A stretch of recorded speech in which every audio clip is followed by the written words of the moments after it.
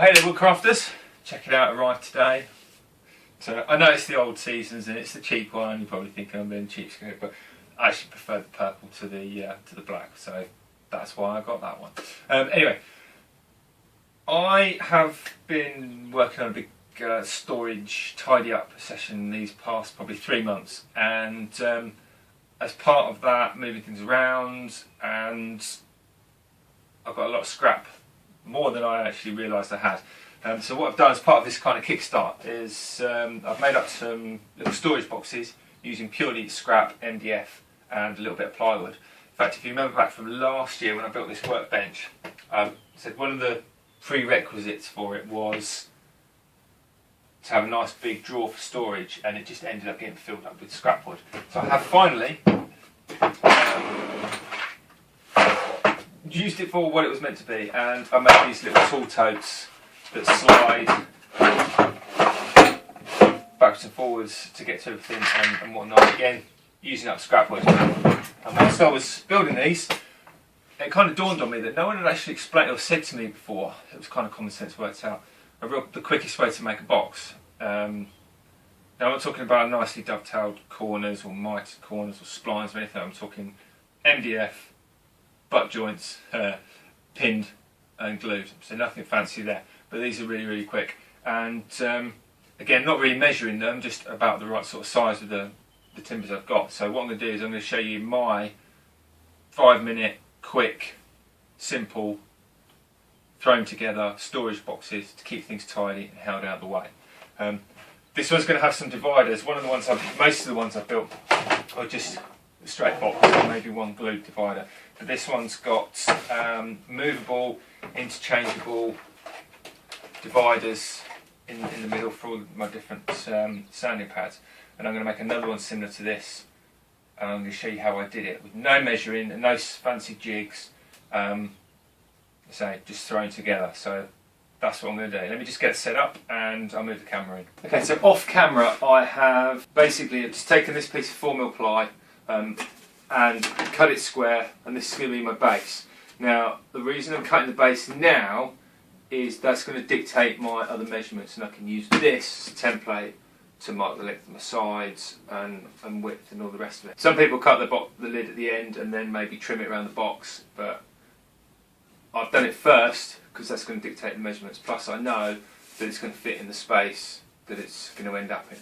So I've cut the box, I know it's square, and I've used a cross-cut sled for that. I've got this piece of scrap, 6mm MDF, and that's going to be my end. This is slightly over the size for my boards, so I know I've got to cut that way to get my height.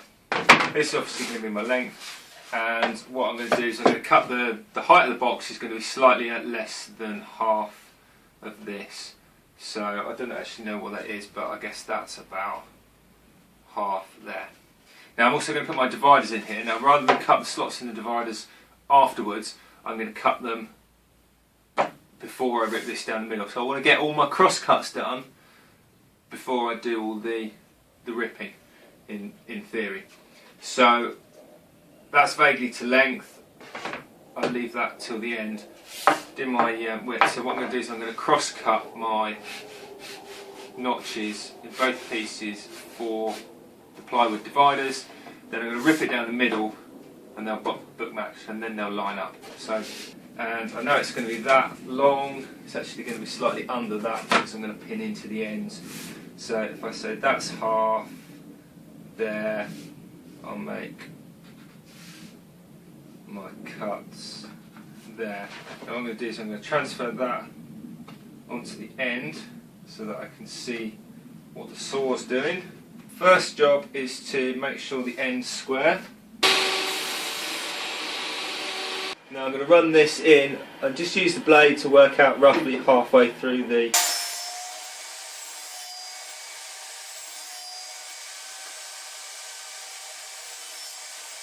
bit of ply did actually fit before, but I want a little bit of extra.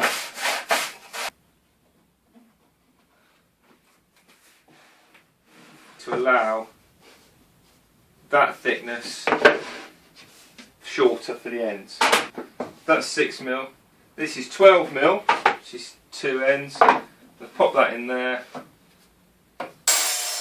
Now the height of the box is going to be dictated by this piece, and I want it to be roughly just under half the width.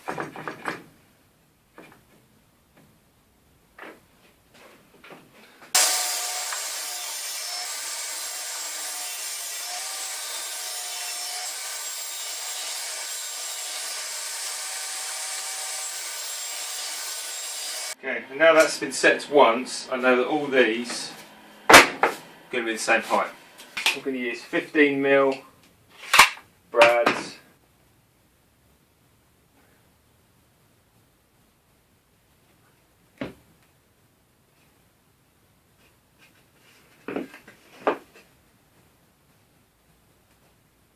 Pop that on there. And the only thing, don't do it too near the end because it will split the MDF. But just be careful that you get it through the material and not outside.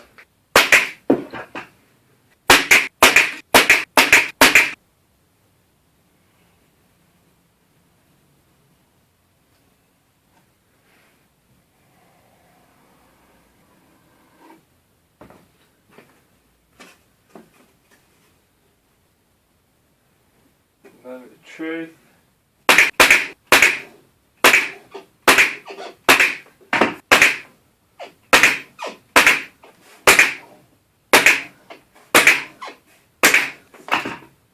One come out. They're all in apart from that one. What I'll do, bend that out, put it all the way through. Put another one in. Okay, now in theory these should stop straight in. They just need to be a little bit shorter on the cross cutting.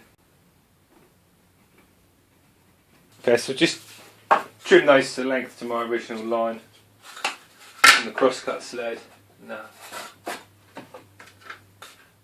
they'll fit in there. Now I can glue them in, but I think I'll just leave them as they are. And the last thing I'm going to do, well the last but one thing, just with a block plate, I'm just going to take these. Helps stop the corners getting knocked too much and splitting open the end.